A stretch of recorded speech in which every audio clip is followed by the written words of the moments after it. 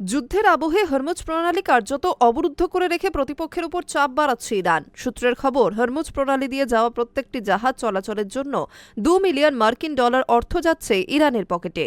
ভারতীয় মুদ্রায় এই অঙ্কটা প্রায় 20 কোটি টাকা।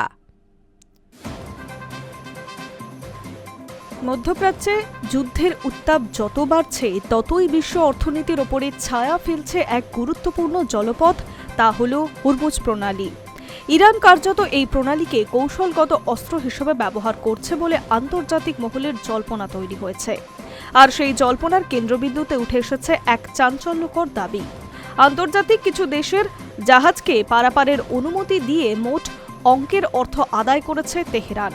লন্ডনের একটি প্রভাবশালী সংবাদ মাধ্যমের প্রকাশিত প্রতিবেদন দাবি করছে, প্রতিটি জাহাজকে হরমুজ প্রণালী পার করার জন্য প্রায় $2 মিলিয়ন অর্থাৎ ভারতীয় মুদ্রায় প্রায় 19 কোটি টাকা দিতে হচ্ছে।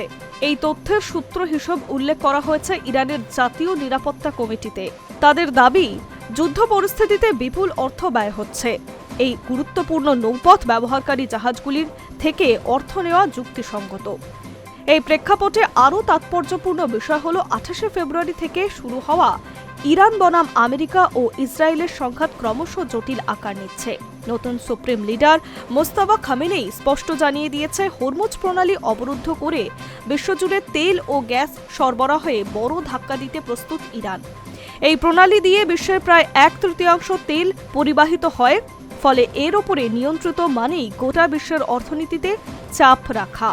তবে এই উত্তেজনার মাঝেই ভারতকে কিছুটা ছাড় দেওয়া হয়েছে বলে খবর।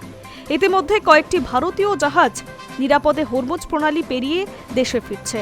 আন্তর্জাতিক মহলের একাংশের একটিকে ভারতের কূটনৈতিক সাফল্য বলেই মনে করা হচ্ছে, যদিও এই সাফল্যের আড়ালে নতুন প্রশ্ন উঠতে পারে বলে মনে করা হচ্ছে। ভারতের বিদেশমন্ত্রী এস জয়শঙ্কর স্পষ্ট জানিয়ে দিয়েছে, ইরানের সঙ্গে ঐতিহাসিক সম্পর্কের ভিত্তিতেই আলোচনা হয়েছে এবং এর জন্য আর্থিক লেনদেন করা হয়নি। কিন্তু ইরান নেতার এই ফি সংক্রান্ত মন্তব্যের পর সন্দেহ আরও ঘনীভূত হয়েছে। তাহলে কি বাস্তবে কোনো গোপন অর্থ লেনদেন হয়েছে? বিশেষজ্ঞদের মতে বিষয়টি অত্যন্ত সংবেদনশীল, কারণ ইরানের ওপরে আন্তর্জাতিক নিষেধাজ্ঞা জারি করা হয়েছে। এই পরিস্থিতিতে যদি কোনো দেশ সরাসরি অর্থ প্রদান করে, তাহলে তা ভবিষ্যতে কূটনৈতিক জটিলতা তৈরি করতে পারে। একই সঙ্গে ভারতীয় জাহাজ ও ব্যবসায়িক স্বার্থ ঝুঁকির মুখে পড়তে পারে। সব মিলিয়ে হরমুজ প্রণালী ঘিরে তৈরি হওয়া এই পরিস্থিতি শুধু সামরিক বা কূটনৈতিক নয়, এটি এখন একটা বড় অর্থনৈতিক ও ভূরাজনৈতিক সংকটের ইঙ্গিত দিচ্ছে।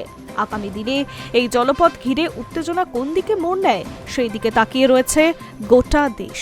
High News network.